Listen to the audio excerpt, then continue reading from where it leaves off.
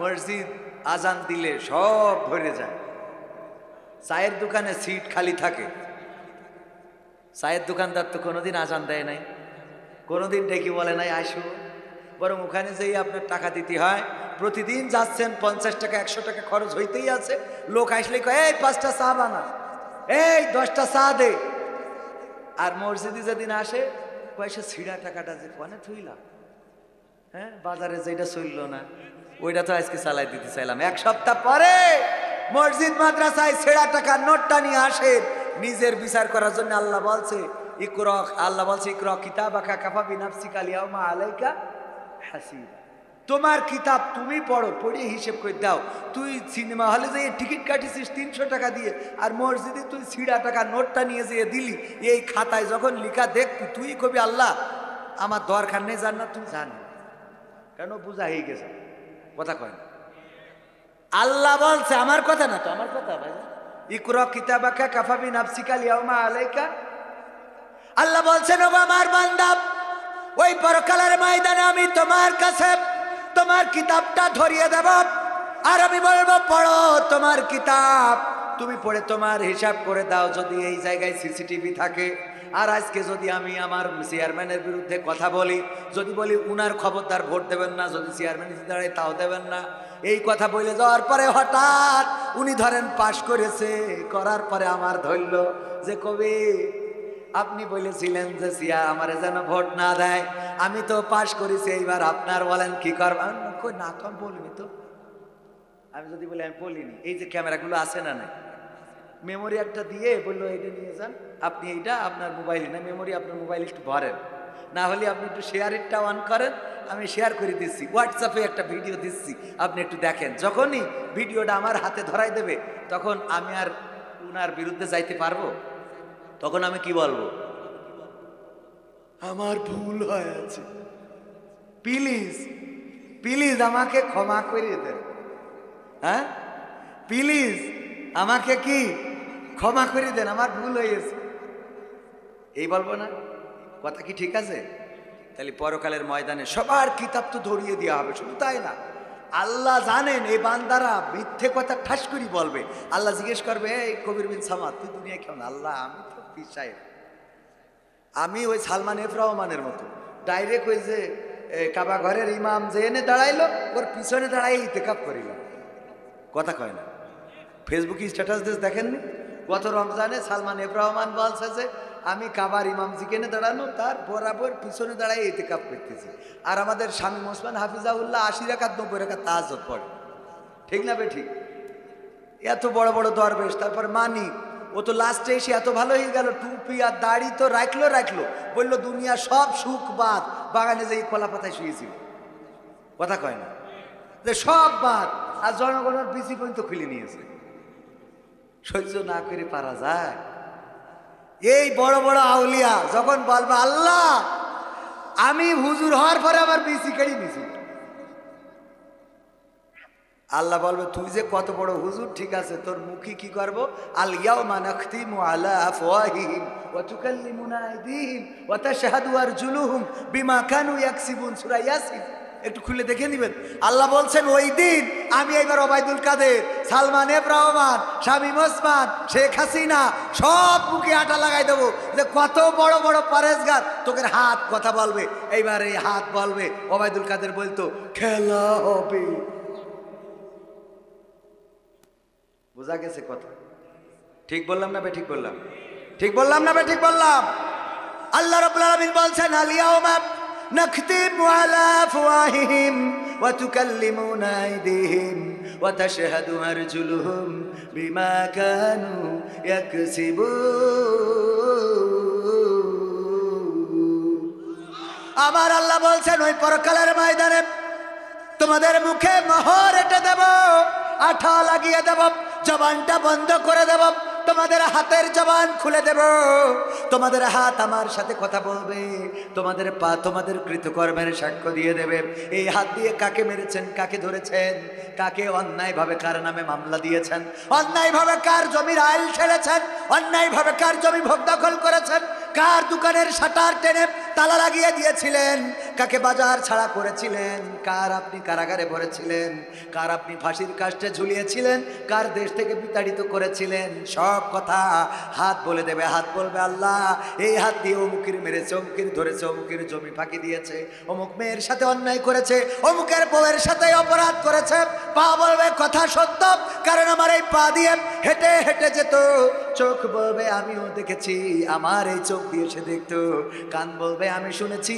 ওগো আল্লাহ, যখন মুখের জবান বন্ধ করে দেওয়ার পরে সব আমাদের হ্রাসকৃত কর্মের সাক্ষ্য দিয়ে দেবে, তখন বান্দা আর কোনো উপায় পাবে না, তার নিজেই বলতে হবে।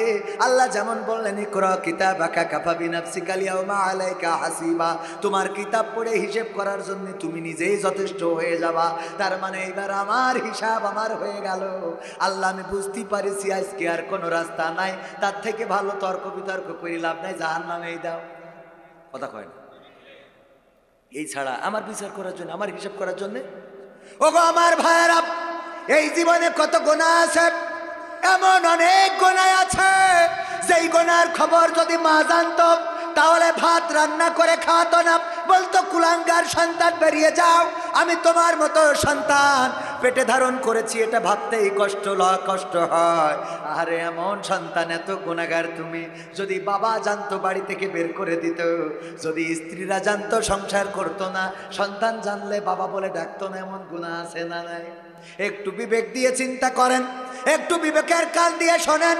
আল্লাহ বলেছেন ওয়াইদা কুরিয়াল কুরআনু ফাসতামিউ লাহু ওয়া আনসিতু লাআল্লাকুম তুরহামুন।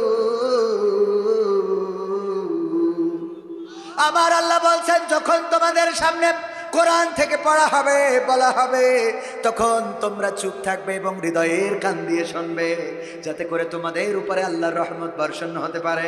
ওগো আমার ভাইয়েরা, 40তম এই মাহফিল প্রথম বছর যারা শুরু করেছিল এমন ভাবেই তো শুরু করেছিল। ওই দিন যারা স্টেজে ছিল, আজ এখানে আমার মনে হয় না যে একজনও আছেন স্টেজে 40 বছর আগে শুরুর দিন স্টেজে ছিলেন। একজনও কি আছেন? একজনও নাই। ওই দিন যারা স্টেজে ছিল আর সামনে যারা ছিল, কে কবে হারিয়ে গেল, কে কবে মারা গেল জানি না। ওগো আমার ভাইয়েরা, আমার মৃত্যু কবে হবে আপনারা জানবেন না, আবার আপনাদের এখানকার অনেক মানুষের কার মৃত্যু কবে হবে আমরা একে অপরে কেউ কাউকে জানবো না, ঠিক না বেটি? জানা হবে না। অথচ আজকের জন্য আমরা সবাই আত্মার আত্মীয়। আপনি আমার ভাই, আপনি আমার আপনজন, আমি আপনার আপনজন, আপনার এলাকার মেহমান। আবার আপনারা আমাকে নিয়ে এসেছেন, সবাইকে কাছের মানুষ মনে হয়, আপনাদেরও মনে হয় আমাদের হুজুর, ঠিক না বেঠিক? আপনারা বলবেন না যে আমাদের হুজুর আসিল এমুক আজকে, মানে আমাদের হুজুর, আমাদের হুজুর, তার মানে আমি আপনাদের হয়ে গেছি।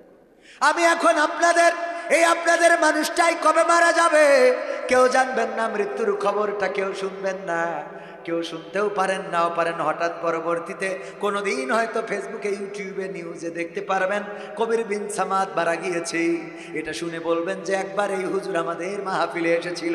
আবার এখানে অনেকেই আছেন, এমন অনেকেই থাকবেন, কার কোন দিন সময় ফুরাবে জানি না, কার কবে মৃত্যুর ডাক পড়ে যাবে জানি না। ওগো আমার ভাইয়েরা, দেখেছেন ওই যে মাওয়া টোলে এক্সপ্রেসওয়েতে টোল দেওয়ার জন্য দাঁড়িয়েছিল, ভিডিওটা সবার সামনে পড়ে থাকতে পারে। আহারে কেমন করে বাস চাপা দিল, 3টা বাহনকে একসাথে চাপা দিয়ে 6 জন মারা গেল। যারা টোল দেওয়ার জন্য জানালা খুলে টাকা দিতে যাবে, ওরা ভাবতেও পারে নাই পিছন থেকে আজরাইল এসে এভাবে জানটা কবজ করে নিয়ে যাবে। ভাইয়েরা আমার, এমন মৃত্যু আমার আপনার হতে পারে না, পারে না। কাজাকিস্তানের একটা বিমান দুর্ঘটনায় পতিত হলো, কিছু লোক বেঁচে গিয়েছে 28 জন মতো, নাকি প্লাস মাইনাস 30 জন মতো বেঁচে গিয়েছে। 100 কতজন যাত্রীর মধ্যে কিছু যাত্রী বেঁচে গিয়েছে। আর আজকেও আবার একটা, আজকে না গতকালকে বিমান বিধ্বস্ত হয়েছে, সম্ভবত দক্ষিণ কোরিয়া। হ্যাঁ, আজকে দক্ষিণ কোরিয়া বিমান বিধ্বস্ত হয়েছে। 182 জন, 179-82 জন সম্ভবত ছিল না, 81 জন, 181 জন যাত্রীর মধ্যে মাত্র 2 জন বেঁচে আছে, বাকি 179 জন বিধ্বস্ত হয়ে ওই জায়গায় সলিল সমাধি ঘটেছে, চিরজন্মের মতো বিদায় নিয়েছে। ভাইয়েরা আমার, আমাদের মৃত্যু কার কিভাবে মাঝে মাঝে চিন্তা করি। আহারে, যেই মানুষটা অ্যাক্সিডেন্টে মারা যায়, ওই যে টোলে যারা চাপা দিয়েছে, যেই গাড়িটারে চাপা দিয়েছে প্রাইভেটে, স্ত্রী ছিল, সন্তান ছিল, আর তার আর ওই বাড়িওয়ালা বা ওই স্ত্রীর স্বামী সন্তানের পিতা ছিল। কোনো না কোনো ভাবে সন্তানের পিতা বেঁচে গেছে, কিন্তু তার একটা ফেসবুকে কথা এসেছে, তার সন্তানটা দাবি জানালো, বাবা আজকের টোলটা আমি পে করব, আমার কাছে টাকা দাও। সন্তানের হাতে টাকা দিয়েছে টোল পে করার জন্য। সন্তানের হাতে টাকা দিয়েছে, 7 বছর বয়স, ছোট্ট বাচ্চা শিশু। টোল পে করার আগে হঠাৎ করে ধাক্কা দিয়েছে। বাস যখন টেনে নিয়ে চলে গেছে, ওই লোকটি বলছে, আমার স্ত্রী আমার ওই বাসের চাকার সাথে আটকে গেছে, আর আমার সন্তানের মাথার উপর দিয়ে চাকাটা চলে গেল, চোখ দুটো আমার সামনে দিয়ে বের হয়ে গেল। আহারে নিথর, তাকিয়ে দেখা ছাড়া কিছু করার নাই। ওগো আমার ভাইয়ের, আল্লাহ না করো এমন মৃত্যু আমাদের জীবনেও ঘটে যেতে পারে। আমি চিন্তা করি প্রতিটা মানুষ কোনো না কোনোভাবেই তো মারা যায়। কেউ অ্যাক্সিডেন্টে মারা যায়, কেউ বিমান বিধ্বস্ত হয়ে মারা যায়, কেউ টাইটানিক দেখতে যেয়ে পানির মধ্যে মারা যায়, কেউ লঞ্চ ডুবি হয়ে মারা যায়, কেউ স্ট্রোক করে মারা যায়, কেউ পাগল হয়ে মারা যায়, কেউ বৃদ্ধ হয়ে ক্যান্সার হয়ে আলসার হয়ে মারা যায়। আমারও একদিন মৃত্যু হবে, কোনো না কোনো কারণ আছে না নাই? জানি না আল্লাহ কোন মৃত্যুটা লিখে রেখেছো, জানি না কোন রাস্তার পাশে পড়ে থাকবো কিনা। হয়তো রাস্তার পাশে পড়ে থাকবো, খবরের কাগজ দিয়ে ঢাকা থাকবে, ফেসবুকে ছবি তুলে দেওয়া হবে, একজন হুজুর মাহফিল থেকে ফেরার পথে ইন্তেকাল করেছেন। কেউ যদি চেনেন তাইলে পরিচয়টা বলেন। হয়তো কোনো পানির মধ্যে ডুবে যেতে পারি, অথবা কোনো বিমান বিধ্বস্ত হয়ে যেতে পারে, অথবা জালিমের বন্দুকের গুলি এসে বুকে লাগতে পারে, অথবা আমি স্ট্রোক করতে পারি। ওগো আমার ভাইয়েরা, এমন কোন মৃত্যুই তো অপেক্ষা করছে আমাদের সবাইকেই, যেহেতু মারা যাওয়া লাগবে। ওই কবরের খোরাক জোগাড় করার দরকার আছে না নাই? ওই কবরের খোরাক যদি জোগাড় করতে হয়, তবে আল্লাহর পথে আসতে হবে, কোরআনের পথে আসতে হবে। আর আমার আল্লাহ বলেছেন, আমি প্রথমেই সেই আয়াতে কারিমা তেলাওয়াত করেছি, 3 নম্বর সূরা আল ইমরানের 102 নম্বর আয়াত, সবার মুখস্থ আয়াত, কমন আয়াত। ইয়া আইয়ুহাল্লাযীনা আমানুত্তাকুল্লাহ হাক্কা তুকাতিহি ওয়া লা তামুতুন্না ইল্লা ওয়া আনতুম মুসলিমুন। আমার আল্লাহ বলছেন, ওগো ঈমানদারেরা শোনো, তোমরা যারা ঈমান এনেছো শুনে নাও, আল্লাহকে ভয় করো যেমন করে তাকে ভয় করা উচিত। আর ততক্ষণ পর্যন্ত মৃত্যুবরণ করো না, যতক্ষণ পর্যন্ত না পূর্ণ আত্মসমর্পণকারী হতে পারো। এই কথাটা বলেছেন কি? চিল্লায়ে বলেন কে? আল্লাহর নাম জবানে নিতে যদি কষ্ট হয়, মৃত্যুর পরে প্রথম যে প্রশ্ন, সেই প্রশ্নটা কি? মান রব্বুকা, আমাদের কি বলতে হবে? রব্বি আল্লাহ, রব্বি রব্বি রব্বি আল্লাহ, আমাদের রব আল্লাহ। এই আল্লাহর নাম যাদের নিতে কষ্ট হয়, ওগো আমার ভাইরা, অথচ এই দুনিয়ায় আপন বলে মাও আপন না, বাবাও আপন না, সন্তান আপন না, স্ত্রী আপন না। স্ত্রীর যদি বয়স থাকে, আপনার ইন্তেকালের পরে অন্য ঘর বাঁধার স্বপ্ন দেখবে না? দেখবে না? সন্তান আপনি মারা যাওয়ার পরে একই বাবার ওরসের 2 সন্তান আপনার কবরে নেওয়ার আগে জমির ভাগাভাগি নিয়ে চিন্তা করবে, দামি জমিটা ভাগ হবে কিভাবে, শহরের বাড়িটা কে নেবে, আর গ্রামের বাড়িটা কার হবে। ওগো আমার ভাইয়েরা, এই সন্তান সেই সন্তান, যেই সন্তানের জন্য সুদ খাইলেন, ঘুষ খাইলেন, চুরি করলেন, ডাকাতি করলেন, ছিনতাই করলেন, অন্যায় করলেন, অপরাধ করলেন, আর এই সন্তান মারা যাওয়ার পরে আগে চিন্তা করবে, বাবার মূল্যবান জমিটা আমার নিতে হবে। 2 সন্তানের মারামারি ফাটাফাটি আছে না নাই? মা যদি কোন সন্তান ভালো দেখে, খুব ভালো দেখে, আর এক সন্তান অভাবের তাড়নায় দেখতে পারে না, এমন অনেক মা আছে যে সন্তান যেটা ভালো দেখে ওইটার পক্ষে থাকে, যেটা ভালো দেখে না তার পক্ষে কথা বলে না, আছে না নাই? যদি আপনারা বলেন যে নাই, আমি বিশ্বাস করি না, এমনও অনেক মা আছে প্রেম করতে যেয়ে সন্তান ভুলে, স্বামী তো ভুলেছে, সন্তানটাও ফেলে রেখে আর একজনের সাথে হ্যাঁ করে বেড়া, আছে না নাই? তাহলে মা কি আপন হইল? কুৎকাত করে 2-1 উঠছেন, বগুড়ার মানুষ, কি সমস্যা কি? আপনি শয়তানে ধরিয়েছেন? হ্যাঁ, কথা কি খারাপ বলছি? কিছু করেন, কারো লাগছে না? যে কটা ওই যে হাঁসের বাচ্চা, ও কটা কোনোভাবে আপনি রাখতে পারবেন না। ওর মরার সময় আপনি কালেমা পড়াচ্ছেন, ও মরে যাবে আবু তালিবের মতো, ঠোঁট নাড়াবে, তা কলেমা পড়বে না। এগুলো জাহেল। ওদের যেভাবেই বলেন আপনি কোনোভাবে মানুষ বানাইতে পারবেন না। আমাদের টিচার পড়াতে যে বলতেছে কত গরু পিটো এই মানুষ করলাম, আর তোকের মানুষ বানাতে পারলাম না। মাঠে একজন বুড়ি গরু বানতে আসিল, ওর কেউ নেই, এই সে গরু ডাইনে সারের দিয়ে বাজে, স্যার আমার এটা একটু মানুষ বানাইতে হবে। বলছে আমি তোমার গরু কি করে মানুষ? বলছে আপনি খালি খালি বলেন যে কত গরু পিঠে মানুষ করলাম, তা পিঠে যদি মানুষ করা যায় তা আমার এক গরুটা একটু মানুষ করে দিন, আমার কেউ নেই, আমার একটু কাফন পরাবে তাও লোক নেই। আসলেই গরু পিটাই মানুষ করা যায়, কিন্তু মানুষ এত জাহেল হয়, সেই জাহেলকে পিটাইও মানুষ করা যায় না। ক্ষমতার শেষ দিন পর্যন্ত মরণ কামড় দিতে থাকে, বলেন ঠিক কিনা? ক্ষমতায় কেউ স্থায়ী হয় না, হোক না সে হাসিনা কি বারে না, সে আরটা চিরকাল থাকে না। ক্ষমতায় কেউ স্থায়ী হয় না, ঠিক তো? মুজিবুর বেশি দিন থাকেনি। আবার এই বগুড়ার জনপ্রিয় জননেতা জিয়াউর রহমান কেউ রাখেনি, ঠিক না? রেখেছে?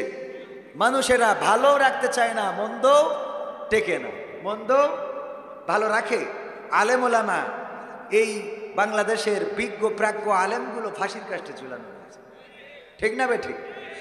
যেই মানুষগুলো আমাদের জন্য রহমত হয়ে এসেছিল, আমরা যাদেরকে নিয়ে গর্ব করতাম, আজকে দেখেন একজন নেতার কথায় সে মাওলানাও না, মুফতিও না, মুহাদ্দিসও না, মাদ্রাসার সুপারিনটেন্ডেন্টও না, কিন্তু এত ভালো ভালো কথা বলে যে হিন্দুরা এখন ওই দল করতেছে।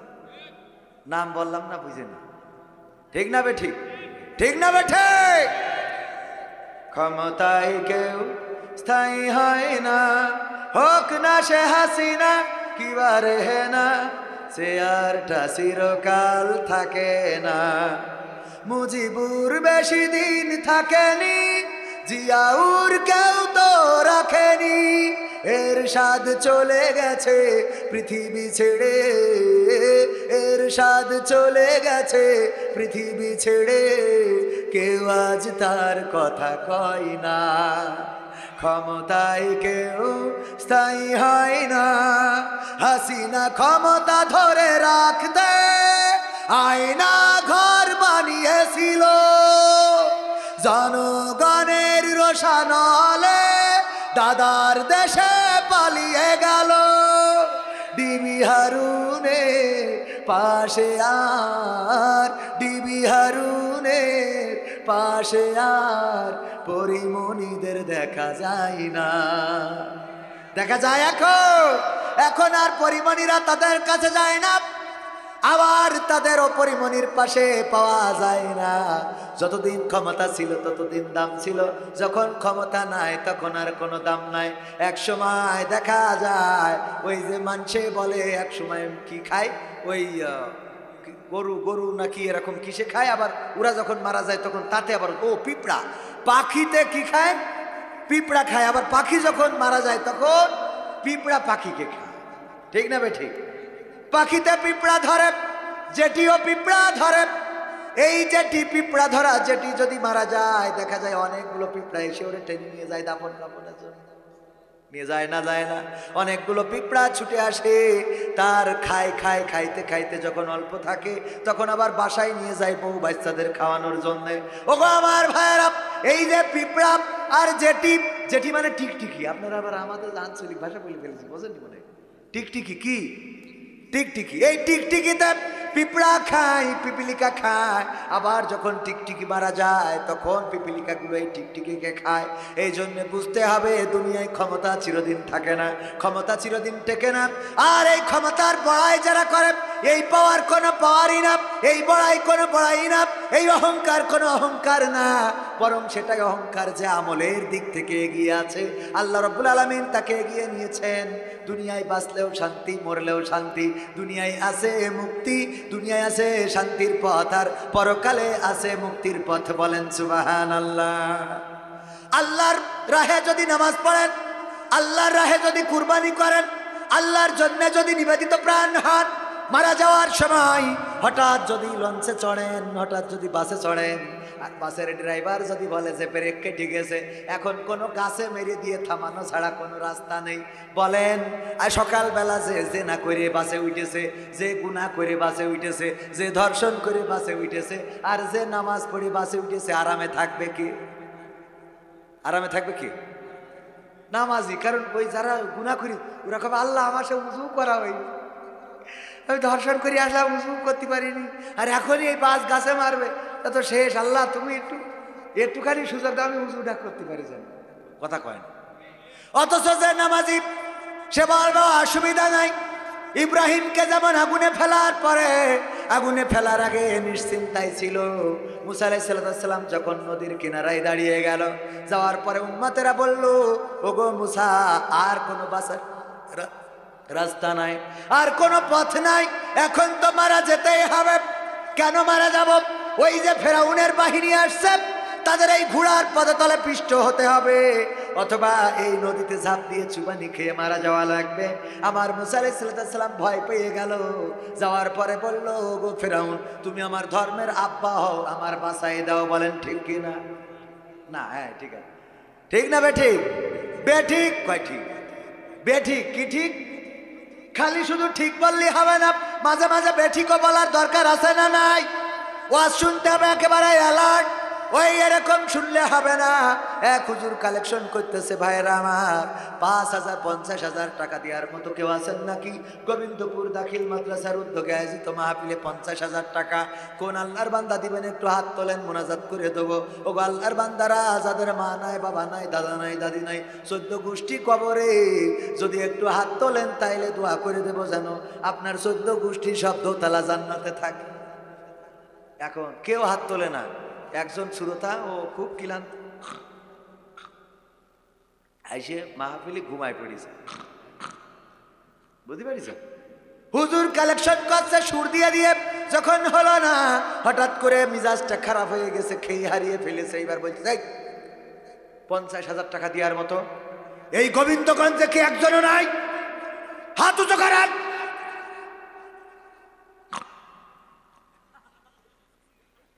ওই যে ধমক শুনি, আগের লাইন না শুনতে পাইনি, খালি শুনি হাত উঁচু করে। উঠে পড়ে, নাম কি? ওবায়দুল কাদের। আল্লাহ, ওবায়দুল কাদের 50,000 টাকা করলো দান। তুমি বাড়িয়ে দাও, সম্মান খায়াত দিয়ে দাও, মনের স্বপ্ন পূরণ করে দাও। আর মা বাবা, দাদা দাদি, নানা নানি, 14 গোষ্ঠী যারা কবরে, আল্লাহ তুমি তাদের জান্নাতে রেখে দাও। ও আছে হুজুর, মানে মনে মনে সাহস করি তো করতে পারছে না। 50,000 টাকা দোয়া করে দিলেন, আমি কালকে বিড়ি কিনবো, সে টাকাও তুমি। এ তো বেকায়দা। এখন ভয় পেয়ে গেল, আল্লাহ কি করব, কিছুই না বলে পরের দিন মাদ্রাসায় এসে সুপারিনটেন্ডেন্ট ডেকে বলছে, হুজুর এই মাহফিলে তোমার বিপদে ফেলে দিয়েছেন কেন? আমি ওই যে ঘুমাইছিলাম, ঘুম পড়িলাম, হুজুর বলল হাত উঁচু করেন, করেছি, কিন্তু আগের লাইনই যে বলেছে 50,000 টাকা কিরা দেবেন, সে হাত উঁচু করেন। আমি তো আসলে আগের লাইন শুনতে পাই নাই, হাত উঁচু করে বসে আছি। হুজুর 50,000 টাকা দোয়া করে দিলে, আমার পকেটে তো 50 টাকাও নাই। কয় নাই, তা এখন কি করবা? ভুল ক্রমে উঠাই ফেলিস, অসুবিধা নাই। বলছে এই জায়গায় তোমার টেনশন না, আমার দুশ্চিন্তা হলো, হুজুর দোয়া করলো আল্লাহ তার মা বাপ, দাদা দাদি, নানা নানি, 14 গোষ্ঠী যেন আল্লাহ জান্নাতে দিয়ে দেয়। এখন আমি যদি এই টাকা না দিই, তাহলে ওকে আবার ফেরত এনে কি জাহান নামে ঢুকাবে কিনা? ওকে আবার ফেরত এনে জাহান নামে রাখবে কিনা, আমার এই টেনশন আছে। কথা কি বোঝা গেছে? তাহলে আমাদের হাত উঁচু করার সময় সাবধানতা অবলম্বন করার দরকার আছে না নাই? কথা বলার সময় কোনটা ঠিক কোনটা বেঠিক এটা বলতে হবে। ফেরাউন যখন এসেছে, মুসা আলাইহিস সালাম ভয় পান নাই, বরং বলেছেন লা তাকনাতু মির রাহমাতিল্লাহ, আমার রব বলেছে আমার রহমত থেকে নিরাশ হইও না। ও আমার উম্মতেরা ধৈর্য ধরো, আল্লাহ একটা উপায় বের করে দেবেন। একদম নদীর কিনারায় যাওয়ার পরে বলেন কতটা ঈমান থাকা লাগে, কতটা বিশ্বাস থাকা লাগে যে এখনো আল্লাহ রাব্বুল আলামিন চাইলে আমাদের বাঁচাতে পারেন, আর আল্লাহ চাইলেই মারতে পারেন। আমার ভাইয়েরা, আল্লাহ রাব্বুল আলামিন মুসা আলাইহিস সালামের লাঠি দিয়ে পানিতে বাড়ি দিয়ালেন, আর রাস্তা হলো কয়টা? 12টা রাস্তা হয়ে গেল। 12টা গোত্র পার হয়ে গেল। ফেরাউন কতটা নাফরমান ছিল, একদিকে মুসা কতটা আল্লাহওয়ালা ছিল যে নদীর কিনারায় দাঁড়ায়ও আল্লাহর সাহায্যের ব্যাপারে মোটেও সন্দেহ ছিল না, আল্লাহর সাহায্যের ব্যাপারে মোটেও কোনো রকম কোনো মনের মধ্যে ও এরকম চিন্তাও আসে নাই যে হয়তো মারা যাব, এমন চিন্তাও করে নাই। কিন্তু ফেরাউনের এতটাই কনফিডেন্স ছিল যে মুসার আল্লাহর বানানো রাস্তা, ও যে বলছে আমার বাবার স্বপ্ন ছিল। ফেরাউনের বানানো মুসার বানানো রাস্তা, ফেরাউন কয় কি এটা আমার বাবার স্বপ্ন ছিল, সবাই নামো, কোনো অসুবিধা নাই, আমার বানানো রাস্তা আমি করেছি, এই দেশ আমার বাবা এনে দিয়েছে, এই দেশ আমার, আমি পালাইনে। কথা কয়েছে না কয় নাই? এমপিরা সব কোথায় গেল, মন্ত্রীরা সব কোথায় গেল, কোথায় কাদের কাকা, তাদের ছাড়া দেশটা এখন লাগে ফাঁকা ফাঁকা। পালাবো না, পালাবো না, প্রয়োজন হলে ফখরুলের বাসায় গিয়ে উঠবো। ঠাকুরগাঁওয়ে বাসা আছে না, জায়গা দেবে। পালাবে না, পালাবে না, যাই না তবু দেখা, পালাবে না, পালাবে না, যাই না তবু দেখা, তাদের ছাড়া দেশটা এখন লাগে ফাঁকা ফাঁকা, ওদের ছাড়া দেশটা এখন লাগে ফাঁকা ফাঁকা। আইন মন্ত্রী আটকে গেল আইনেরই ফাঁকে, দাড়ি ছাড়া দরবেশের ভণ্ড ভণ্ড লাগে। আইন মন্ত্রী আটকে গেল আইনেরই ফাঁকে, দাড়ি ছাড়া দরবেশের ভণ্ড ভণ্ড লাগে। শুনছি কত নেতা নেত্রী খাইতেছে ভাই ডান্ডা, বিচারপতি কালামানিকের ফাটিয়েছে আন্ডা। পলকের ঝলক গেল, পলকের ঝলক গেল থামিয়ে নেটের চাকা, তাদের ছাড়া দেশটা এখন লাগে ফাঁকা ফাঁকা, ওদের ছাড়া দেশটা এখন লাগে ফাঁকা ফাঁকা। কই গেল সেই সংসদেতে মমতাজের গান, কোথায় গেল হজরত বলা স্বামী ওসমান? ঠিক না বেঠে? কই গেল সেই সংসদেতে মমতাজের গান, কোথায় গেল হজরত বলা স্বামী ওসমান? ইনু মেনন দীপুমণি আছে কারাগারে, পাপ করিলেও পাপ কখনো ছাড়ে কি আর তারে। কোথায় গেল স্পিকারের, কোথায় গেল স্পিকারের দৃষ্টি আঁকা বাঁকা, তাদের ছাড়া দেশটা এখন লাগে ফাঁকা ফাঁকা, ওদের ছাড়া দেশটা এখন লাগে ফাঁকা ফাঁকা। কোথায় গেল আরাফাত আর ব্যারিস্টার সুমন, কথা বলার সময় তারা করে নিয়োজন?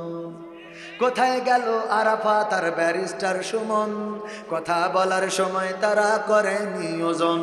মুরগি কবির খাইছে ধরা, জাফর কোথায় আছে, গোপনে কি সেও গেল মোদি দাদুর কাছে?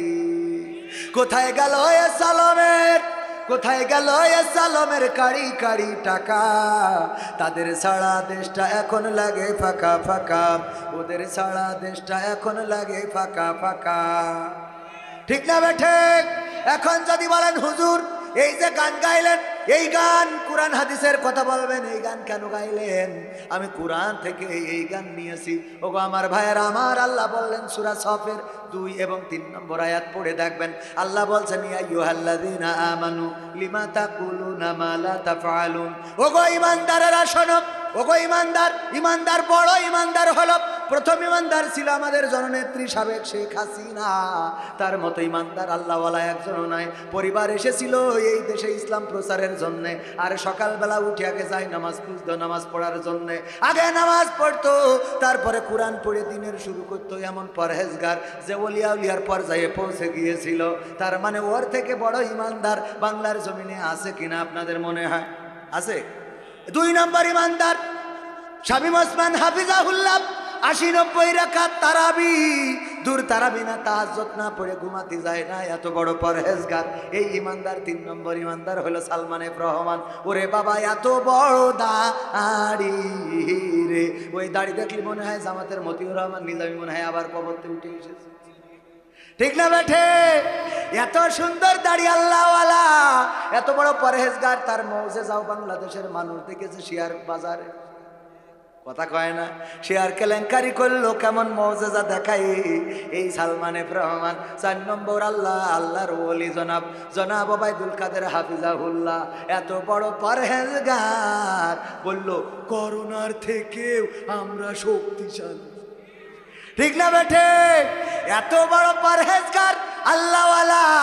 তারপরে 5 নম্বর মানিক, 6 নম্বর আরাফাত ব্যারিস্টার সুমন, 7 নম্বর, তারপরে ইনু হলো 8 নম্বর, মেনন হলো 9 নম্বর, দীপু মনি 10 নম্বর। এমনি ভাবে যদি নাম বলি সব তো পরহেজগার, আল্লাহওয়ালা, ইমানদার।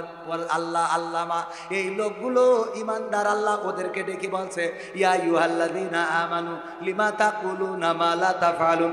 এই প্রথম সারির ইমানদার সামনে এসে দাঁড়া, এমন কথা কেন বলো যা তোমরা কাজে পরিণত করো না। তার মানে কি বলেছে? যে শেখ হাসিনা কোনোদিন পালায় না। তাহলে কোরআনে আছে না নাই? এরপরে বলল পালাবো না, ফখরুলের বাড়িতে গিয়ে উঠবো। আমি ঠাকুর কাছে খোঁজ নিয়েছি এসেছে কিনা, কয় না আসে। তাহলে কোরআনে আছে না নাই তার কথা? এমন কথা কেন বলো যা কাজে করো না? এই আছে না নাই? না বুঝলি বুঝে নেবেন, না হলে বাড়ি যেয়ে দেখে নেবেন। সূরা সফ 2 এবং 3 নম্বর আয়াত। কাবুরা মাকতান ইনদাল্লাহি আন তাকুলু মা লা তাফআলুন। ওগো ঈমানদারেরা, আরো শুনে নাও, তোমরা আল্লাহর কাছে এটা অত্যন্ত অপছন্দের, অত্যন্ত ঘৃণার, অত্যন্ত রাগের, অত্যন্ত ক্রোধের, যে তোমরা মুখে যা বলো কাজে তা করো না রে। কথাটা কার? কথাটা কার? মুখে বলেছিলেন কত কথা, পালাবো না, 41 সালের আগে ছাড়বো না। তালি 24 সালে চলে গেলে আমার ছাত্রলীগের ভাইয়েরা, আমি কত ভালোবাসি তাদেরকে, বললো যে আমরা মুতে দিলু তারা বানের পানির মতো ভেসে যাবে। আমাদের বানের পানি লাগবে না, তুই খালটা একটু স্রোত বহাই দে, দেখ। কথা কয় না? যদি না মেলে বলবেন যে হুজুর মেলে নাই। এটা কোনো রাজনীতির কথা নয়, এটা কিসের কথা? আল্লাহ রাব্বুল আলামিন মুসার কথা যখন বলেছে, ফিরাউনের কথা তখন আছে না নাই? ইব্রাহিমের কথা যখন বলেছে, নমরুদের কথা আছে না নাই? যখন আপনার বলেছে আল্লাহর নবীর কথা, আবু জাহেলদের কথা আছে না নাই? যখন ওই কাবা ঘর ভাঙার কথা বলেছে, তখন আব্রাহার কথা আছে না নাই? এমনি ভাবে বর্তমান সময়ে যদি আমরা কোরআনের হক কথা বলতে যাই, তাইলে এই ছাসে ফেলায়ে কেউ আল্লাহর নবীর দলের হবে, আর কেউ ওই ওদের দলের হবে। ঠিক না বেঠে ভাইয়ার আমার? এই জন্য কোরআন পড়া দরকার। কোরআন আমরা যারা পড়ি না, আমরা বুঝি না, আর বলি যে সেদিন একজন বলতেছে হুজুর গো আপনার কাছে আমার প্রশ্ন। কি প্রশ্ন?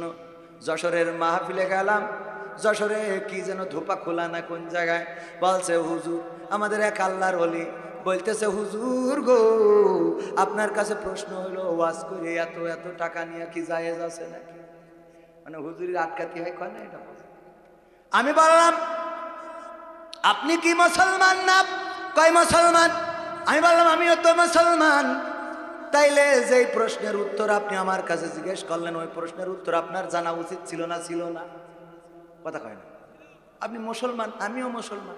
মুসলমান আর কি শুদ্ধ ভাষা মুসলমান। আপনি মুসলমান হয়ে আপনি আমার কাছে জিজ্ঞেস করেন, এই উত্তরটা তো আপনার জানা উচিত ছিল। এই প্রশ্ন করবে হিন্দু, বৌদ্ধ, খ্রিস্টান, ঠিক কিনা?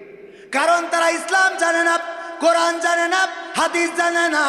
আপনি মুসলমান হয়ে যদি বলেন হুজুর আপনি বলে দেন, তার মানে বুঝে নেবেন আপনি এখনো কোরআন সম্বন্ধে আপনার ধারণা নেই। সুতরাং আপনি নিজে মুসলমান হিসেবে আগে আপনার জানা ফরজ।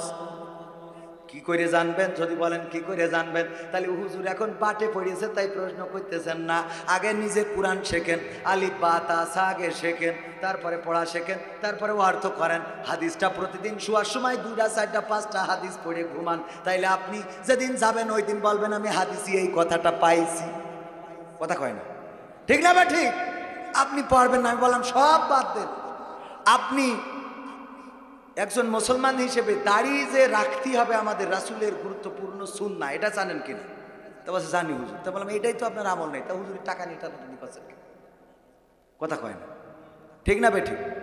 আগে নিজেকে পরিবর্তন করেন, মাথায় টুপিটা লাগান, মুখে দাড়িটা রাখেন, জুব্বা নাগাই দেন, পাঞ্জাবি নাগাই দেন, শার্ট গায়ে দিলেও হবে, অসুবিধা নাই। কিন্তু আল্লাহর নবীর গুরুত্বপূর্ণ আমি আমার যুবকদেরকে বলি, ওগো আমার যুবকেরা, 5টা কাজ তোমাদের করে দিতে হবে। সেই 5টা কাজের মধ্যে 1 নম্বর কাজ হলো নামাজ কাজা করা যাবে না। মনে থাকবে? 1 নম্বর কাজ। প্রথম যে মেসেজ দিয়েছিলাম মনে আছে নাকি? কি মেসেজ? ফকিরকে সালাম। আলহামদুলিল্লাহ, বগুড়ার মানুষ, আসলে বগুড়ার পুলা কোটি টাকা তুলা, জিয়াউরের উর্বর ভূমি এই জমিন, ঠিক না? এই জমিনে জিয়া জন্মেছিলেন, ধন্য হয়েছিল বাংলাদেশ। কিন্তু বাংলাদেশ গড়ার আগে জিয়ার নাম শাহজারাতুজ জিয়া কোথায় আছে? হ্যাঁ, কোথায় আছে শাহজারাতুজ জিয়া? জিয়া গাছ, গাছটার নামই আমরা বলি নিম গাছ, ওরা বলে কি? জিয়া গাছ, শাহজারাতুজ জিয়া। এই গাছটা লাগিয়েছিলেন জিয়াউর রহমান, বাংলাদেশ থেকে বিমানে করে নিয়ে যেয়ে দিয়েছিলেন, বা জাহাজে করে, সেই সময় কৃষি করে নিয়ে গেলে আমি দেখিনি, তো নিয়ে গেছিল আর কি। তো নিয়ে যাওয়ার পরে ওখানে লাগানোর পরে 1টা 2 5টা 10টা লাগিয়েছেন, বাকি তারা এই গাছটা ওই মরুভূমিতে এত সুন্দর করে লাগিয়েছেন, যেখানে আগে আরাফাতের ময়দানে এত কষ্ট হতো, সেখানে যারা হজে গিয়েছে তারা জানে, নিম গাছ দিয়ে ভরা, সুন্দর বাতাসে ফুরফুরে হাওয়া, গাছের নিচে দাঁড়ালে প্রাণ জুড়িয়ে যায়। এই শাহজারাতুজ জিয়া আপনার অঞ্চলের মাটির সন্তানের লাগানো গাছ আছে কোথায়? মক্কায়। বলেন আলহামদুলিল্লাহ। ওগো আমার ভাইরা, এই জন্যই তো বগুড়ার মানুষ, মনে আছে আপনাদের প্রথম পয়েন্টটা ছিল, প্রথম আলোচনার বিষয়টা ছিল ফকির দেখলেই সালাম দিবেন। ফকিরের সালাম যে দেব, আমারই মাঝে মাঝে মিজাজ খারাপ হয়ে যায়। সেদিন দরজায় এসে ফকির, সেদিন মানে গত বছর দরজায় ফকির দেখি, ভ্যানের পরে শুয়ে, ভ্যান তো চেনে, ভ্যানের পরে শুয়ে আছে, ওতে একটা বাইক বাজতেছে, ভ্যানের ড্রাইভার আছে, ও এসে থাল ধরিছে আমার গেটের সামনে। আমি বললাম, এই আপনি এই যে ভ্যানে করে ওই ফকির নিয়ে বেড়াচ্ছেন, আপনি এটা না করি আপনি তো ভ্যান চালাইয়ে তো ফকির খাওয়াতে পারেন। তো বলছে, হুজুর আপনি উল্টো বুঝে ফেলেছেন। কেন? তা বলছে, আমি ফকির নিয়ে বেড়াচ্ছি কিটা করি? তা নিয়ে বেড়াচ্ছি, আমি নিজে দেখছি। তা বলছে, আসলে আমি ফকির নিয়ে বেড়াচ্ছি না, ফকির আমার নিয়ে বেড়াচ্ছে। বলছে, আমি ওর ড্রাইভার, আমি ওর ড্রাইভার, আমি ওর ওই যে কি করেছি, ও ভ্যান কিনেছে, সেই ভ্যানের চাকরি দিয়েছে আমার, যে আমি নিয়ে বেড়াবো সকাল থেকে সন্ধ্যে পর্যন্ত, আর থাল নিয়ে বাড়ি বাড়ি যাবো, আমার মাসে 10,000 টাকা পেত। আচ্ছা, আমি ফকির, ও আমার বস। ও মাছা মিতু। হ্যাঁ, তাহলে এইটা ঘটনা। এই আমি বলছি, তা ওই মাইক লাগাইস কেন? ওই যে বলছে, ওর হিসেব হইল যে এত কথা বলি পারে কিনা, একদিন রেকর্ডিং করে থিয়ে দিয়েছে, ওই বাজবে, ওতে দিলি দাও, না দিলি যাও। কোনো এত টেনশনের মধ্যে থেকে গিয়ে সালাম দিতে ইচ্ছে করে। কোন আপনাদের শিবগঞ্জে সাইনবোর্ড পুতা, সাইনবোর্ড লাগানো, ফকির ভিক্ষুক মুক্ত অঞ্চল, এরম সাইনবোর্ড দেখেছেন? ওর নিচে বসে একজন ভিক্ষে করতে, আমার স্যার যেই বলছে, ফকির তুমি কইতে চাও কি? বলছে, কেন? বলছে, উপরে লিখা কি আর নিচে কইতেছিস কি? বলছে, উপরে কি লিখা? কি লিখা বলো না? উপরে লিখা যে ভিক্ষুক মুক্ত অঞ্চল, আর তুই নিচে বসিতে কাম সাইতেছিস। বাবু লিখাও ঠিক আছে, আমিও ঠিক আছে। কি করে লিখা ঠিক আছে? তুইও ঠিক আছিস? ওখানে লিখা ভিক্ষুক মুক্ত অঞ্চল। হ্যাঁ, তা আমি তো ভিক্ষা করছি, তো কি করতে যাও? সাহায্য তুলছে। ও কি তুলছে? সাহায্য তুলছে। ও সালাম দিয়া যায়, সাহায্য তোলা যায়। এয়ারপোর্টে এসে নামলি ফকির এসে জড়ো হয়, যারা এয়ারপোর্টে নামেন নিয়মিত বা আসেন, দেখবেন ফকির এসে একজনকে যদি কোনোভাবে দেন, 10টা ফকির এসে আপনার ধরবে, ওদেরও দিতে হবে, বাধ্য, না দিলে বেরোতে দেবে, মারি ফেলবে। সত্যি বলছে না মিথ্যে বলছে? বলছে কি, ওর দেশেন কে আমাকে ফকির মনে হয় না? ও কি দেখছে, বলছে আমাকে ফকির মনে হয় না? কি ভাবিছেন আপনি? আমি অবাক হয়ে গেলাম। আল্লাহ, হুমকি দিচ্ছে। আমার বাড়ি এক ফকির গেছে, ওর আমি বলতেছি তুমি সব দিক থেকে সুস্থ, ভিক্ষে করো। তা বলছে, তোমার অসুবিধা কি? তুমি দিল্লি দাও, না দিল না দাও। আমি বলছি, দিলাম না, সুস্থ মানুষটা ভিক্ষে করা ঠিক না। ও এক পর্যায়ে আমার বলছে, বাজারে এসো, তোমার ঠ্যাং ভাঙবো। ও ফকির, আমার ঠ্যাং ভাঙবো করা যায়?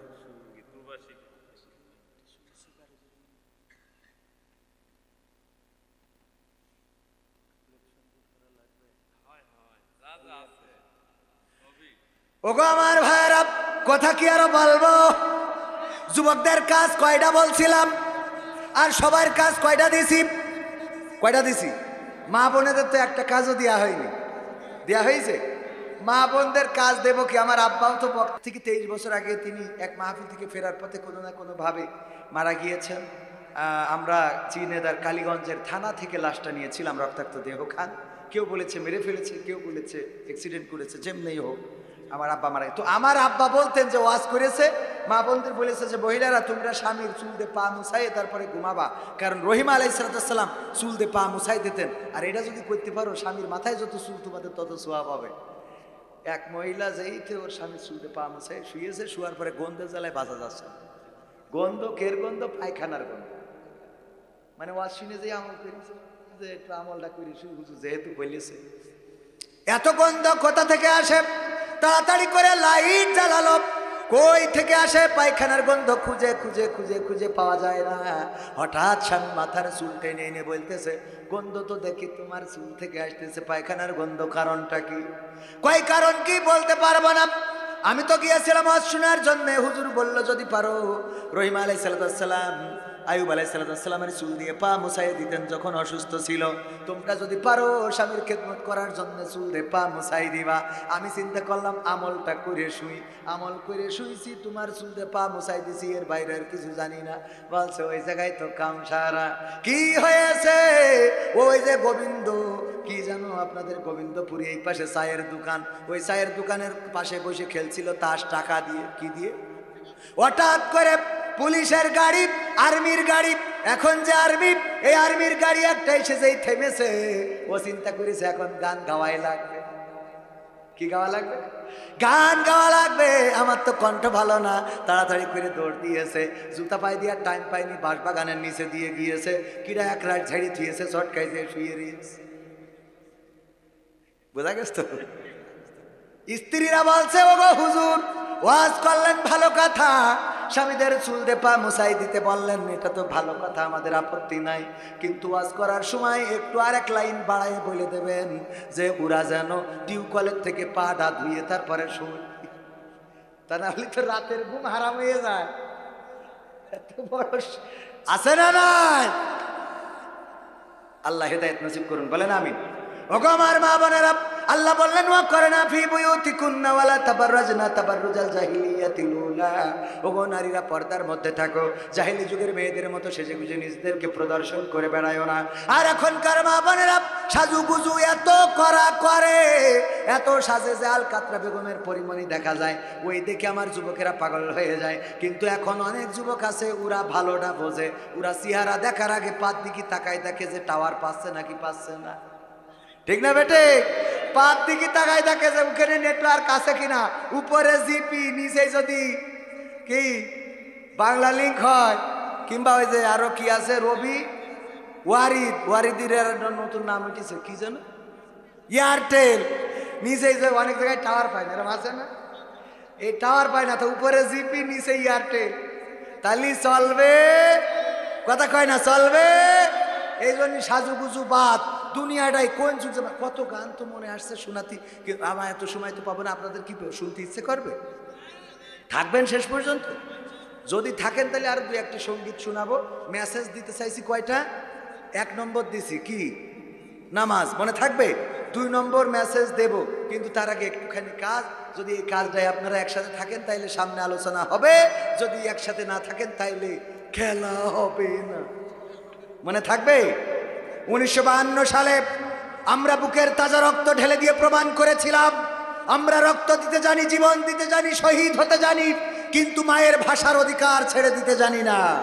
1971 রক্ত দিয়ে প্রমাণ করেছিলাম রক্ত দেব, জীবন দেব, শহীদ হব, কিন্তু মায়ের মাটির অধিকার ছেড়ে দেব না।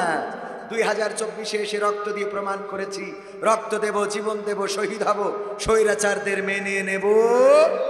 তেমনি ভাবে যদি আগামীর দিন কোরআন কায়েমের জন্য যদি কেউ ডাক দেয়, ইসলামী আন্দোলনের জন্য যদি কেউ ডাক দেয়, দল মত নির্বিশেষে, কে আওয়ামী লীগ, কে বিএনপি, কে জামাত, কে জাসদ, কে বাসদ, কে হেফাজত, সব ভুলে গিয়ে কোরআন কায়েমের জন্য এক কাতারে ঐক্যবদ্ধ হয়ে আল্লাহর জমিনে আল্লাহর দ্বীন বাস্তবায়নের জন্য আন্দোলনে শরীক থেকে যদি বাতিলের রক্তচক্ষুর সামনে দাঁড়াতে হয়, যদি বাতিলের বুলেট আমাদের বক্ষ ছেদ করে, আমাদের রক্তে যদি জমিন ভেসে যায়, সেই রক্তের সাগরে সাঁতার কেটে কেটে একটি রক্তাক্ত বিপ্লবী কালেমার পতাকা উড়াতে রাজি কারা কারা দেখতে চায়?